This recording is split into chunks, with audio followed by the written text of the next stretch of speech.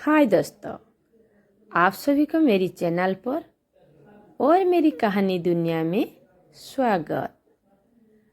आज की कहानी एक भूतिया ढाबा की कहानी। आइए ढाबा कैसे भूतिया हुआ जानिए। एक दिन बच्चों ने पिकनिक जाने की बात कही। यह सुनते ही ललिता की रूह कांप गई, क्योंकि उसे एक पुराना किस्सा याद आ गया। ये बात तब की है जब ललिता 8वीं कक्षा में पढ़ रही थी। एक दिन टीचर ने पिकनिक का प्लान बनाया था। अपने सभी दोस्तों के साथ ललिता ने भी जाने के लिए हाँ कर दी। पिकनिक पर जाना था हदगढ़। पूरा स्कूल पिकनिक जा रहा था, इसीलिए करीब 5 बस सभी बच्चों के लिए जाने के लिए तैयार थी।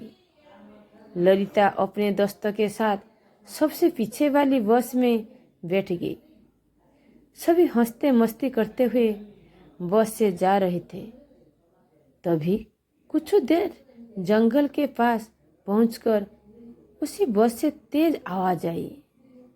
यह वक्त रात के करीब 1:30 बजे का था। ड्राइवर गाड़ी से बाहर निकला तो उसे पता चला कि टायर फट गया है। ड्राइवर ने सबसे कहा कि बस का टायर बदलने में करीब 2 घंटे लगेंगे। आप सब नीचे उतर जाइए, मैं इसे बदल देता हूँ। आप लोग पास के ढाबे में जा सकते हैं, वहाँ गर्म गर्म चाय पी लीजिए और मैं इस टायर को फटाफट बदलने की कोशिश करता हूँ। ड्राइवर की बात सुनकर सभी बस से उतर गए और पैदल चलते हुए पास के ढाबे में पहुंचे।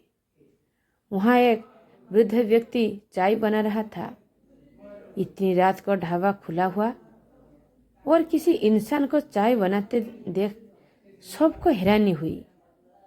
उस वृद्ध इंसान ने कहा, आप सब चाय पी लीजिए, वहाँ अक्सर लोग की गाड़ी खराब हो जाती है, इसीलिए मैं भी अपना ढाबा हर दम खुला रखता हूँ। आप जैसे लोगों को कुछ मदद हो जाती है। उनकी बात सुनकर सबने चाय का ऑर्डर दे दिया। उन्होंने कुछ ही देर में सबके लिए चाय बनाकर मेज पर रख दी। चाय पीते हुए ललिता की आंखें एकदम ढाबे की छत की तरफ गई। वहाँ ललिता ने एक औरत को सफेद रंग की साड़ी में खुले बाल लहराते हुए देखा। कुछ देर बाद वो जोर जोर से हंसने लगी। भले ही हंसने की आवाज किसी को सुनाई नहीं दे रही थी, लेकिन ललिता ने उसे मुंह खुलाकर हंसते हुए देखा था। ये सब देखकर ललिता ने डर के मारे आंखें नीचे झुका ली। कांपते हुए किसी तरह से ललिता ने चाय दोबारा पीना शुरू ही किया कि उसी वक्त जोर जोर से किसी के चिल्लाने की आवाज जंगल की ओर से आई।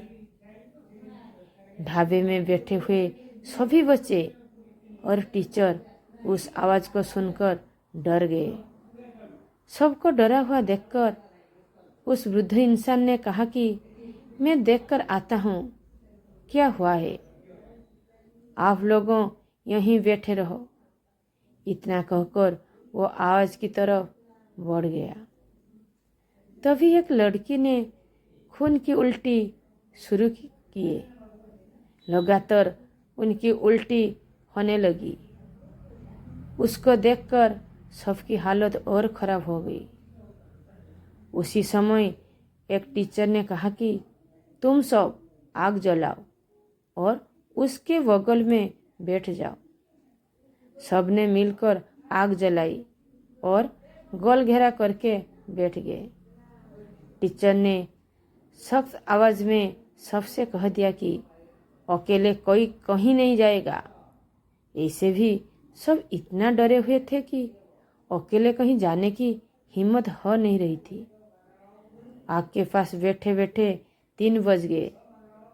तब कहीं जाकर वो वृद्ध इंसान जंगल से लौट कर आया। उसने सबकी तरफ देखा और कहा कि उस चीख को सब भूल जाना चाहिए, नहीं तो जीना मुश्किल हो जाएगा। इतना कहकर वो ढाबे के अंदर चला गया। तभी ड्राइवर भी टायर बदलकर बस लेकर ढाबे के पास पहुंचा। सभी लोग भगवान का नाम लेते हुए उस बस में बैठ गए।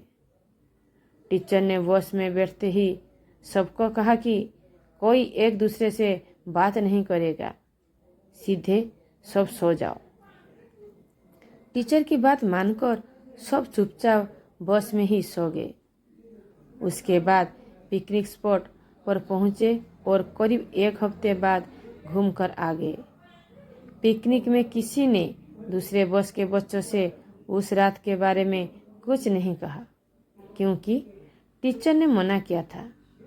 लेकिन पिकनिक से लौटते ही सब ने अपने दोस्तों और दूसरी क्लास वालों को इस भूतिया घटना के बारे में बताया।